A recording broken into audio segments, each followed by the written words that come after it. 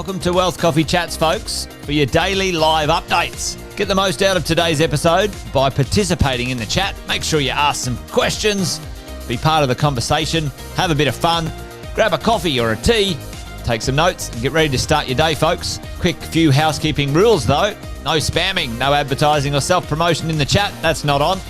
Be kind and respectful to everyone when participating. And most of all, have a good time. Real estate investing can be your biggest asset. It also can be your most expensive asset when it comes to getting it right or getting it wrong, folks. It can be time-consuming, stressful, and that's why here at Positive, we have what's called a 6-star team, a full-service team that provides integrated wealth and property investing solutions and services simply designed to help you progress towards your goal of passive income through your property portfolio, folks. Make sure you check out our other podcasts on the Positive Mentor Network. Not only is there Wealth Coffee Chats, there's the Urban Property Investor. Drops every Wednesday with straight talking investing strategies and lessons with Sam Saggers. Property Investor Tales. This is where our clients, you guys, share real life stories from property investing, hosted by some of our advisors and strategists. And that's done every fortnight, dropping every Monday. Wealth, Wine and Wisdom, folks, that debriefs the week that was in the world of finance and property, hosted by yours truly, Jason Witten and Andy Fenton on Fridays. Welcome to another Wealth Coffee Chats. Marvellous Monday. Hope you're well, folks, wherever you are. If you think it's Get Rich Quick, you're in the wrong place. This is the wrong podcast. This is the wrong life for you. Welcome to another Wealth Coffee Chat.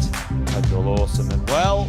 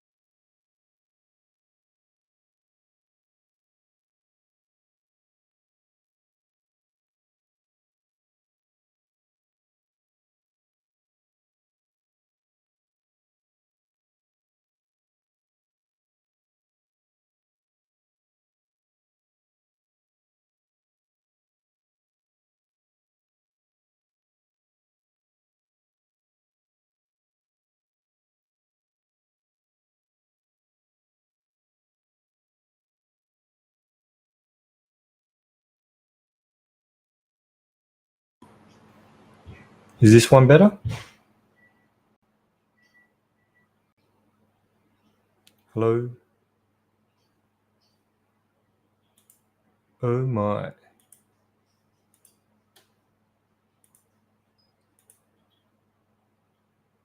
Sorry,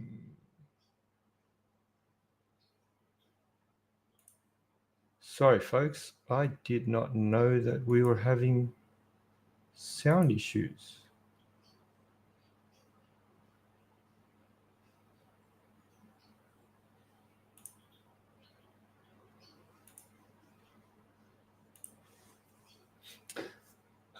So just going back,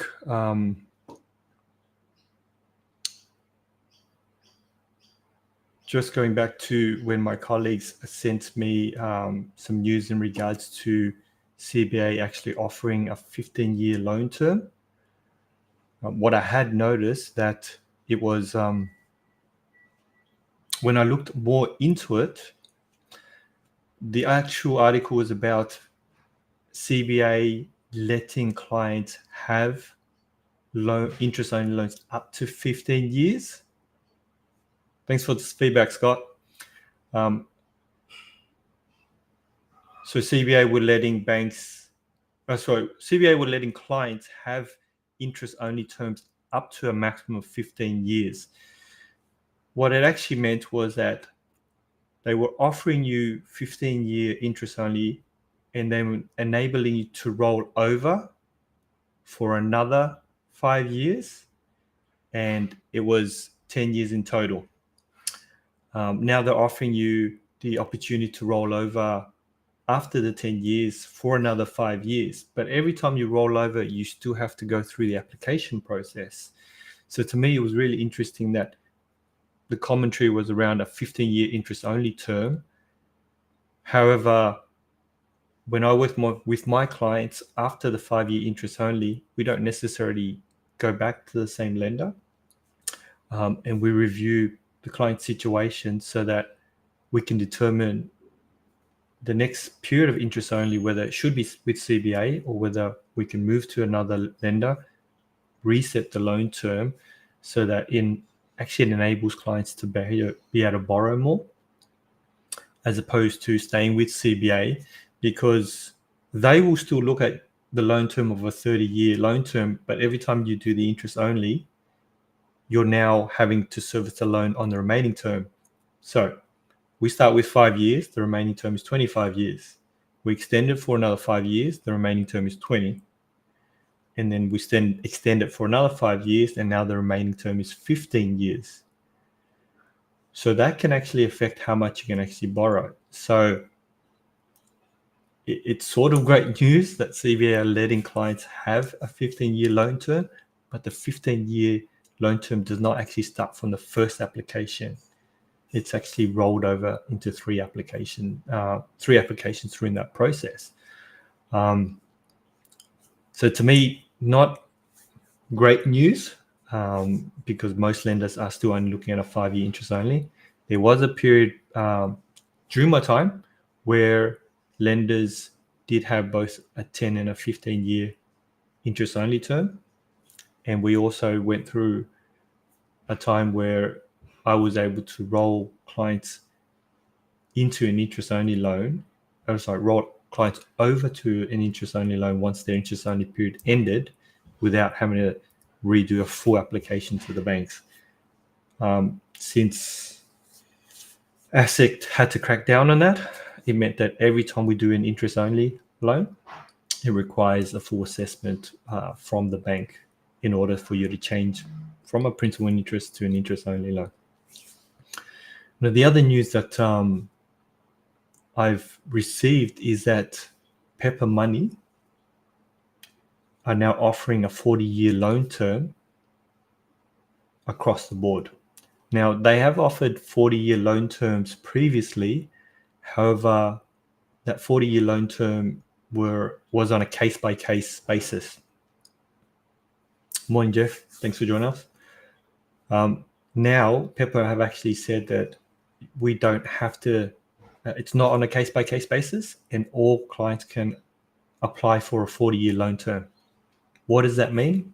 Now, it means that the repayments that you need to make back on that loan will be lower because the term is over 40 years. Now, this could be a great opportunity to get into the market, but I would never recommend staying in a loan for 40 years.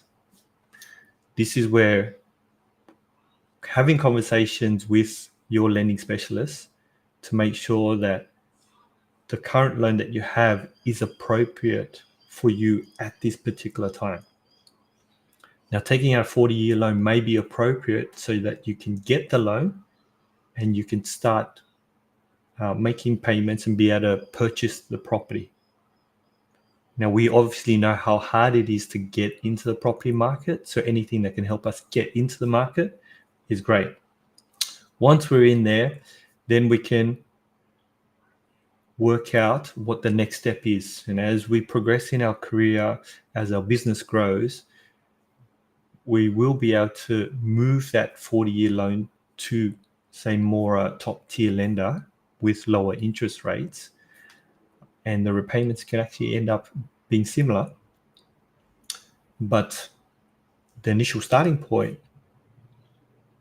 meant that you could get into the market rather than having to wait and not get into market and be in a position where you would have ended up paying more for the property that you're looking at purchasing. So I think it's a great tool. And when you sit down with your lending specialist, it might be something that will get you over the line to be able to complete the purchase of a property. So keep that in mind when you're talking to your lending specialist. The last thing I wanted to have a quick chat about is that I was speaking to a friend who had been working with ANZ to get their loans unjumbled. I mean, ANZ did a great job of grouping everything together. So we needed to unwind everything that ANZ did. And what she shared with me was that even though they were unwinding everything and they were releasing properties, they never actually submitted the discharge to the land title, which means there was still a registered mortgage over that security. So even when banks close your loan account, it doesn't mean that they're going to automatically go and automatically go and submit the discharge so that they can clear your title. That is something you need to do. So any of you out there who have paid off your home, have a check with the lender to make sure that the loan account is closed. Obviously, confirming that you've got a letter to do that.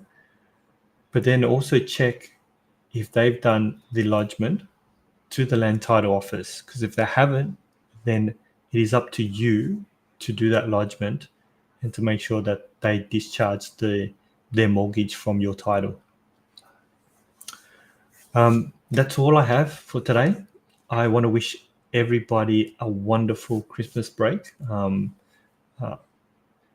Have a great time with your family and your loved ones.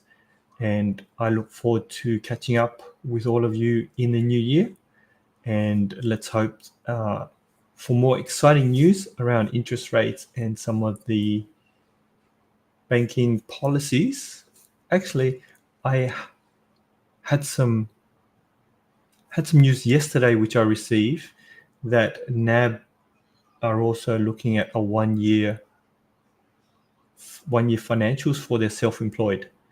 So all those people here are self-employed. NAB will be another option for you to be able to use your most recent financial year income. And if your most recent year, let's say the 24s, are great, then they're going to be an option along with your ANZs and your Bankwest, who are all currently looking at 1 year financials. So I thought I'd share that so you can have a chat with your lending specialist around that. Once again, have a wonderful Christmas. Have a safe break. And I look forward to catching up with you all in the new year.